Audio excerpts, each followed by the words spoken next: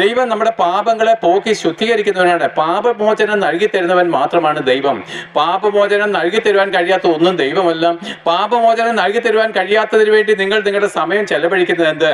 ഒരിക്കലൊരു പ്രവാചകൻ ഇങ്ങനെ വിളിച്ചു പറയുവാൻ ഇടയായി, അപ്പമല്ലാത്തതിന് ദ്രവ്യവും നിങ്ങൾക്ക് തൃപ്തി വരുത്തുവാൻ കഴിയാത്തതിന് നിങ്ങളുടെ പ്രയത്നഫലവും ചെലവിടുന്നത് എന്തിന്?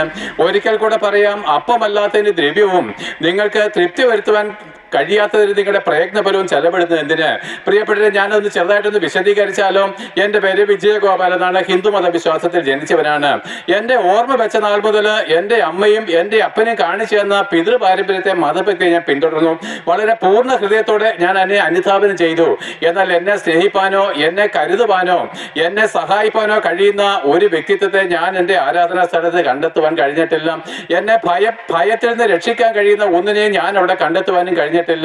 എന്നാൽ പ്രിയപ്പെട്ടവരെ, രാഹുകാലത്ത് ഇതുപോലെ ഒരു രക്ഷ നൽകി തരുവാൻ കഴിയാത്ത, നമ്മുടെ നിരവധിയായിരിക്കുന്ന ആഭിചാര ദോഷങ്ങളിൽ നിന്നും മറ്റു വിധമായിരിക്കുന്ന ആ പാരമ്പര്യ ദോഷങ്ങളിൽ നിന്നും എന്നെ രക്ഷിപ്പാൻ കഴിയുന്ന ഒന്നുമേ ഞാൻ എൻ്റെ പിതൃപാരമ്പര്യത്തിൽ കണ്ടില്ല, എൻ്റെ മതവിശ്വാസത്തിലും കണ്ടില്ല.